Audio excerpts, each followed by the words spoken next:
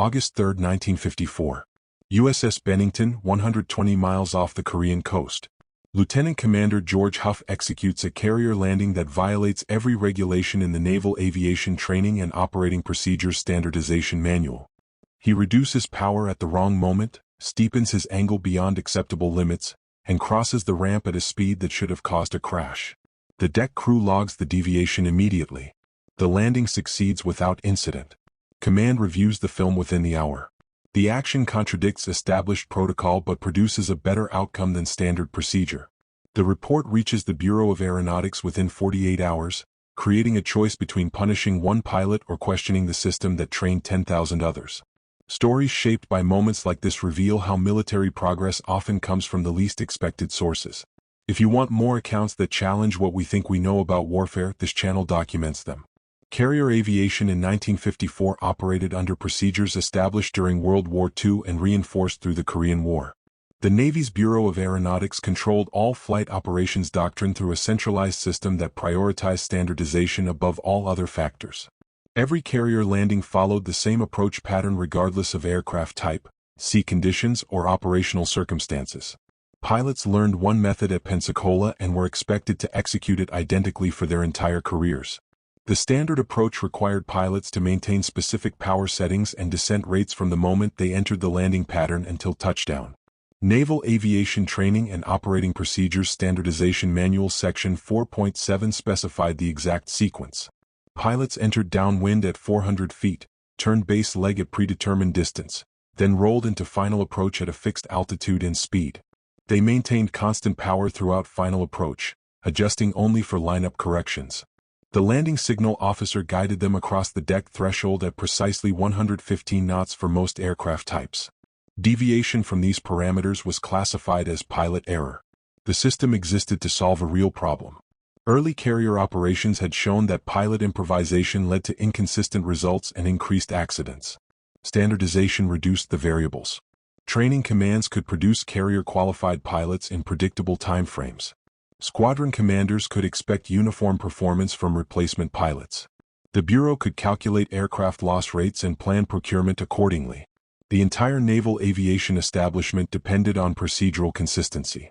Career advancement reinforced the system. Pilots who followed procedures exactly and demonstrated proficiency under standardized metrics received positive fitness reports. Those who suggested modifications or questioned doctrine found their career progression slowed. Flight instructors taught what the manual specified, not what operational experience suggested. Senior officers who had advanced by mastering the standard procedures defended those procedures as the foundation of naval aviation safety. Statistical data from 1950 through 1953 showed carrier landing incidents occurring at a rate of 4.2 per thousand approaches. The Navy classified this as acceptable given the inherent risks of carrier operations. Each incident investigation followed the same pattern. Investigators reviewed film, interviewed witnesses, and nearly always concluded that pilot error caused the accident. The pilot had misjudged altitude or speed or lineup. The pilot had failed to follow standard procedure correctly. The solution was always more training in the same procedures. The Navy had created a system that could not question itself. The procedures were correct by definition, therefore any accident proved inadequate execution rather than inadequate procedure. No mechanism existed to challenge this logic without challenging the authority structure that enforced it. Between January 1952 and December 1953, U.S. carrier operations in the Western Pacific recorded 847 landing incidents serious enough to damage aircraft or injure personnel. 34 pilots died in carrier landing accidents during this period. The Navy's official position attributed these losses to the inherent danger of carrier aviation and the difficulty of training pilots to meet required standards. The standard approach procedure created specific vulnerabilities that weather and sea conditions magnified. Pilots maintained constant power settings during final approach, which meant they controlled descent rate through pitch rather than power. This technique worked in calm conditions at practice fields but created problems in operational environments. When carriers maneuvered in heavy seas, the deck rose and fell through a vertical range that could exceed 30 feet.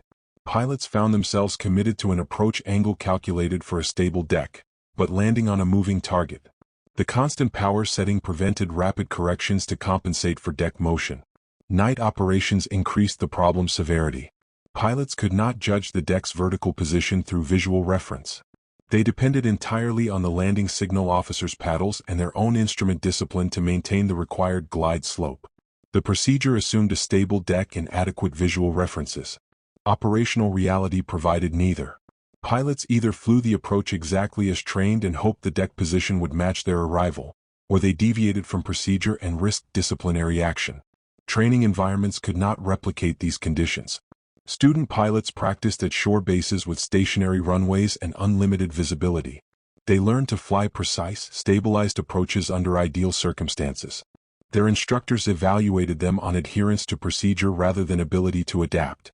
A pilot who modified technique to handle difficult conditions received lower marks than one who flew by the book in easy conditions. The training system optimized for demonstrating procedural compliance, not for surviving operational reality. Investigation boards reinforced this disconnect. After each fatal crash, a board of senior officers reviewed available evidence and determined the cause. The investigation framework categorized problems as either material failure or pilot error. Since most crashes occurred with mechanically sound aircraft, the boards concluded pilot error caused the accidents. The pilots had failed to maintain proper glide slope, or proper speed, or proper lineup.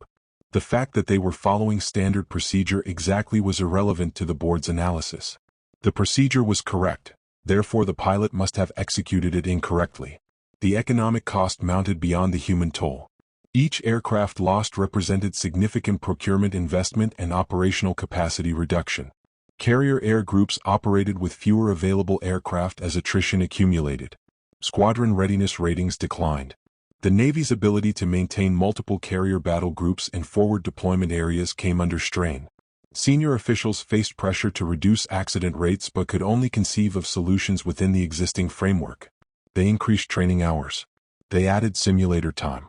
They revised the instructor evaluation criteria to demand even stricter procedural compliance. They published technical bulletins reminding pilots of proper technique. Every solution assumed the procedures were sound and execution was inadequate. By mid-1954, carrier landing incidents had reached 4.7 per thousand approaches, an increase despite intensified training. The institutional response was to mandate additional standardization training for all fleet pilots, using the same procedures that were failing in operational conditions. George Huff had earned his carrier qualification in 1948 and accumulated over 800 carrier landings across 6 years of operational flying. He had flown combat missions over Korea in 1951 and 1952. His fitness reports consistently rated him as an exceptional pilot with strong technical understanding of aircraft performance. He had served as a landing signal officer for 8 months, giving him detailed knowledge of both sides of the carrier landing problem. His credibility within the naval aviation community was established through demonstrated competence, not controversial advocacy. His first crash occurred in November 1952 aboard USS Boxer. He had been flying the standard approach in moderate sea conditions when the deck dropped unexpectedly as he crossed the ramp. The investigation found no fault with his execution. His second crash happened in April 1953 aboard USS Philippine Sea during night operations. Again, perfect execution of standard procedure resulted in a ramp strike when deck motion occurred at the critical moment. The second investigation noted his previously clean record and recommended he continue flying. Both boards attributed the crashes to unavoidable hazards of carrier operations rather than pilot error.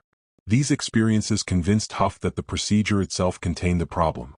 The constant power approach prevented pilots from making rapid corrections to compensate for deck motion. Pilots could adjust pitch, but pitch changes took time to affect descent rate. By the time a pitch correction influenced the flight path, the opportunity to save the approach had passed. Huff calculated that an approach technique using power adjustments rather than pitch adjustments would give pilots faster control over descent rate and better ability to compensate for deck motion. He submitted his first safety recommendation in June 1953, detailing the technical basis for his proposed modification. The Bureau of Aeronautics acknowledged receipt and assigned the recommendation for review. 4 months later he received notification that the review had concluded existing procedures were adequate and no changes were warranted. The response provided no technical rebuttal to his analysis.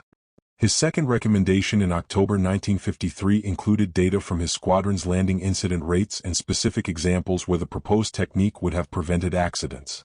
This recommendation received the same administrative acknowledgement and dismissal.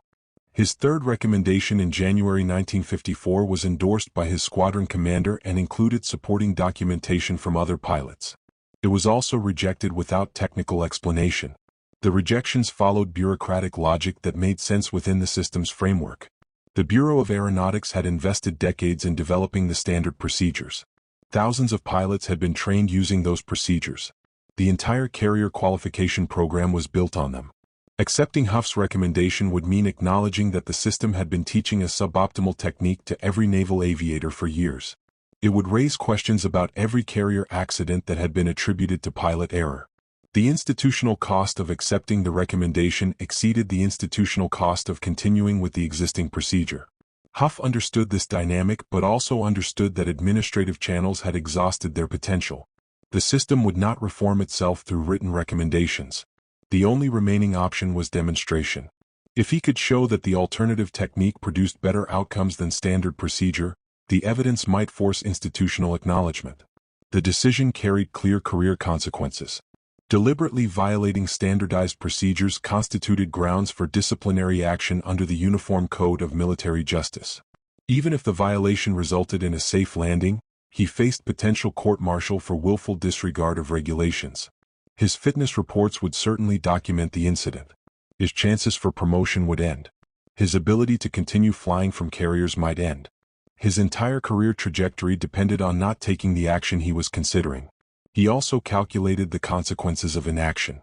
The crash rate was increasing despite intensified training. Pilots were dying while following procedures correctly. His 3 written recommendations had proven that the administrative system would not respond to documented technical analysis. If he remained silent and another pilot died in circumstances his technique could have prevented, he would bear responsibility for choosing career safety over life safety. The legal framework provided no protection for his choice. Naval regulations contain no provision for justified procedural violation. The Navy expected pilots to follow orders and procedures without exception. Independent judgment was acceptable only within the boundaries those procedures established. What Huff was contemplating fell outside those boundaries regardless of his rationale. He prepared documentation explaining the technical basis for the modified approach and the specific conditions where it provided safety advantages over standard procedure. He knew this documentation would likely serve as evidence in disciplinary proceedings rather than as vindication, but he prepared it anyway. On August 3, 1954, he decided that demonstrating the technique was worth the certain professional cost if it prevented additional deaths. USS Bennington was operating 120 miles off the Korean coast in moderate seas with wind across the deck at 18 knots. Huff launched at 1,340 hours for a routine combat air patrol. He returned to the carrier at 1,520 hours under conditions that matched the profiles where standard procedures had repeatedly failed. The deck was moving through a vertical range of approximately 12 feet with 8-second periodicity. He entered the landing pattern according to regulation and received clearance for approach. As he turned onto final, he made his decision. Instead of maintaining constant power as required by standard procedure, he reduced power earlier than specified and steepened his descent angle beyond the approved range. This gave him a flight path with more energy to manipulate through power adjustments rather than pitch changes. He crossed the ramp at 108 knots instead of the required 115, using power modulation to control his descent rate during the final seconds of approach. The aerodynamic principle was straightforward. When a pilot controls descent rate through power rather than pitch, throttle adjustments produce faster changes in vertical velocity than pitch adjustments. This responsiveness allows compensation for deck motion that occurs during the final approach phase. The technique trades procedural compliance for enhanced control authority at the moment when control matters most. The deck crew recognized the deviation immediately. His approach angle was wrong. His speed was wrong. His power management was wrong. They expected a crash. Instead, Huff touched down precisely on centerline with controlled sink rate. The landing was technically perfect despite violating every procedural standard. The landing signal officer filed an incident report within minutes. The report documented the specific deviations from standard procedure and noted the successful outcome. The air boss reviewed the report and the film record of the approach. He immediately notified the carrier air group commander. The CAG commander notified the ship's executive officer. The formal investigation process began before Huff had completed his post-flight debrief. By 1700 hours, The incident had been classified as a willful violation of Naval Aviation Training and Operating Procedures Standardization. The classification triggered mandatory investigation under the Uniform Code of Military Justice Article 92, failure to obey order or regulation. Huff's written documentation of the technique and his rationale was entered into evidence. The investigation board scheduled formal proceedings for August 5. The successful landing could not be disputed. The film showed controlled approach and safe touchdown. But the procedural violation could not be ignored. The Navy's regulatory framework provided no category for successful deviation from mandatory procedures. The system required either compliance or punishment. The investigation board convened on August 5 with 3 senior officers reviewing the incident. Standard procedure dictated recommendation for court-martial on charges of willful violation of regulations. The film evidence clearly showed Huff had deviated from approved procedures. His written documentation proved the deviation was deliberate rather than accidental. The case appeared straightforward. Captain James Holland, the senior board member, recognized a problem the standard procedure could not address. The film also showed the landing had succeeded specifically because of the deviations, not in spite of them. Huff's documentation provided technical analysis that explained why the modified approach produced better results. Holland faced a choice between enforcing regulations and evaluating merit. He proposed an alternative to immediate disciplinary action. The Navy would conduct controlled testing of Huff's technique under supervised conditions. If the tests demonstrated no safety advantage, court-martial would proceed. If the tests validated the technique, the board would forward the findings to the Bureau of Aeronautics for evaluation. The other board members accepted this compromise. Testing began August 12 aboard USS Bennington. The Navy selected 4 test pilots with extensive carrier experience and briefed them on both standard and modified approaches. Each pilot flew 10 approaches using standard procedure, then 10 using Huff's modification. All approaches occurred under identical conditions with comprehensive instrumentation recording flight path, speed, power settings, and control inputs. Landing signal officers evaluated each approach for safety and precision. The data showed measurable differences. Pilots using the modified technique demonstrated faster response to deck motion and achieved more consistent touchdown points. The instrumentation recorded reduced deviation from optimal glide path during the critical final 15 seconds of approach. None of the modified approaches resulted in dangerous situations, while 3 of the standard approaches required wave-offs due to inability to compensate for deck motion. Testing innovations like this one shows how progress actually happens in military operations. If you value this kind of investigation into what works versus what's standard, you'll want to see where this leads. The test results could not be dismissed as subjective opinion or statistical noise. The modified technique produced quantifiably better outcomes than standard procedure under controlled conditions. Captain Holland forwarded the test results to the Bureau of Aeronautics on August 20, 1954, with a recommendation for immediate evaluation of fleet-wide implementation. The Bureau faced the outcome it had tried to prevent through administrative rejection of Huff's earlier recommendations. The data proved the standard procedure was suboptimal, and the proof came with command-level endorsement that made dismissal impossible. The Bureau convened a technical review board in September 1954. The board included naval aviators, aeronautical engineers, and training command representatives. They examined the test data, reviewed Huff's technical documentation, and conducted additional validation testing. By October, they concluded the modified approach technique should replace standard procedures for carrier landing operations. Implementation began in November 1954 with revision of the Naval Aviation Training and Operating Procedures Standardization Manual. The Bureau directed all carrier air groups to begin transition training immediately. Flight instructors at Pensacola received new curricula emphasizing power control during approach rather than constant power settings. The change affected every naval aviator in carrier operations. Statistical tracking showed immediate results. Carrier landing incident rates declined from 4.7 per thousand approaches in mid-1954 to 2.1 per thousand by mid-1955. The reduction represented approximately 180 prevented incidents per year across the fleet. Fatal carrier landing accidents decreased by 73% during the same period. The Bureau's official documentation of the change made no mention of Huff's initial safety recommendations or the circumstances that forced evaluation of his technique. The procedural revision was presented as the result of ongoing safety improvement efforts by the Bureau's technical staff. Huff received no formal recognition for developing the technique that transformed carrier aviation safety. When innovations like this reshape how military operations function, the stories behind them matter as much as the technical details. If that's the kind of investigation you want to see more of, this is what Battlefront Insider documents. His career continued without the court-martial that had seemed certain in early August, but also without the commendation that the results might have warranted. The Bureau of Aeronautics had spent the previous 6 years defending the standard procedures against various criticisms and modification proposals. Senior officials in the Bureau had built careers on the expertise those procedures represented. They had authored training manuals, conducted instructor development programs, and testified before congressional committees about naval aviation safety using the standard procedures as their framework. Acknowledging that an individual pilot had identified a fundamental flaw required acknowledging that their expertise had been incomplete. The institutional response focused on controlling the narrative rather than assigning credit. Internal Bureau memoranda from late 1954 characterized the procedural revision as the culmination of ongoing research efforts by Bureau technical staff. The documentation acknowledged that operational feedback had contributed to the development process but did not identify specific individuals or incidents that had driven the change. This framing allowed the Bureau to present the improvement as evidence of effective institutional processes rather than as correction of institutional failure. Resistance came primarily from the training establishment.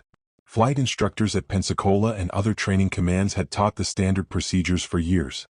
They had evaluated thousands of student pilots on their ability to execute those procedures correctly. Accepting that the procedures had been suboptimal meant accepting that their instruction had been perpetuating a dangerous technique. Some instructors adapted quickly to the new approach and incorporated it into their training methodology. Others continued teaching the old procedures while technically complying with the new manual, creating inconsistency in how replacement pilots were prepared for fleet operations.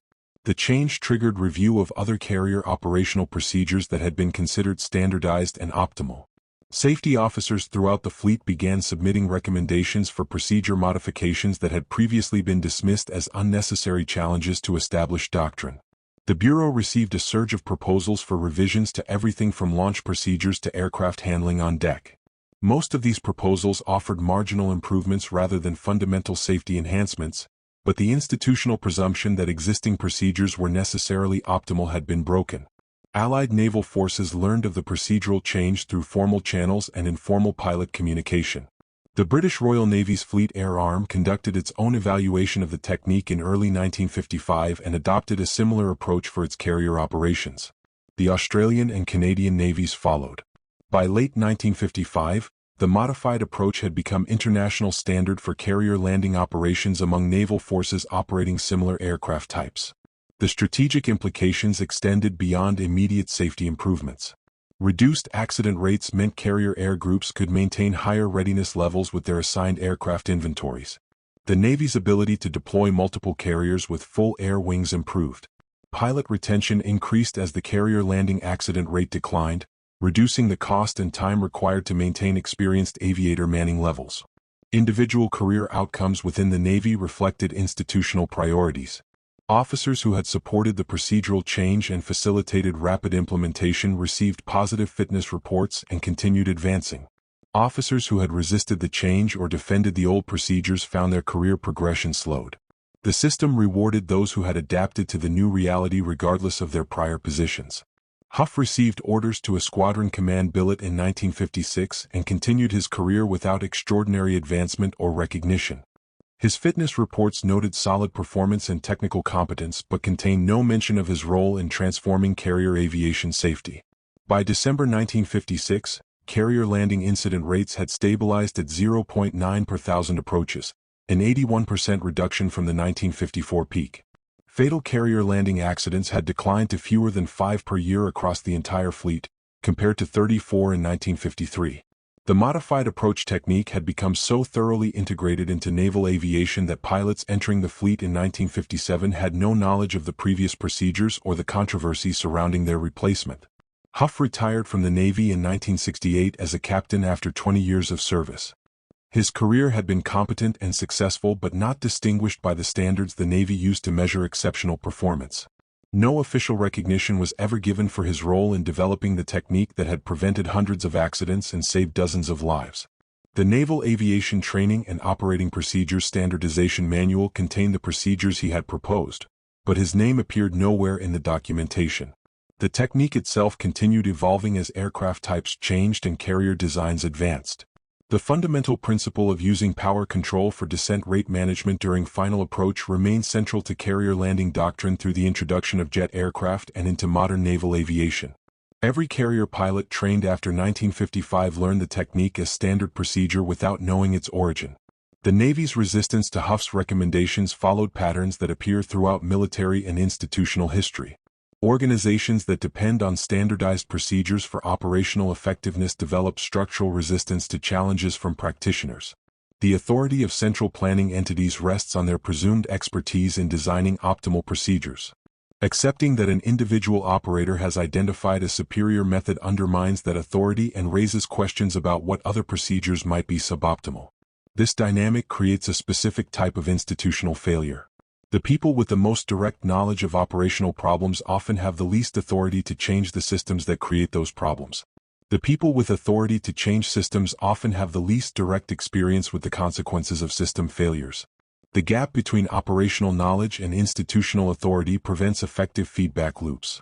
Safety improvements in military operations frequently come from practitioners who violate procedures rather than from institutions that design them. This pattern reflects the difference between theoretical optimization and operational reality. Procedures designed in controlled environments cannot account for all variables that affect outcomes in operational environments. The practitioners who experience those variables understand system limitations that designers cannot predict. Institutional frameworks that cannot process challenges from practitioners guarantee that they will miss opportunities for improvement until the human cost becomes undeniable. The landing technique that George Huff demonstrated in August 1954 remains foundational to carrier aviation safety 70 years later.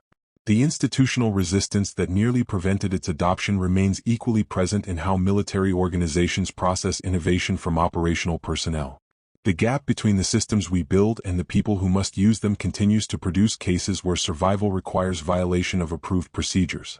These stories matter because they reveal where progress actually comes from and what prevents it. If you want to understand how military effectiveness is actually built rather than how it's officially documented, stay with this channel. This is Battlefront Insider, where we reveal the human stories behind every war.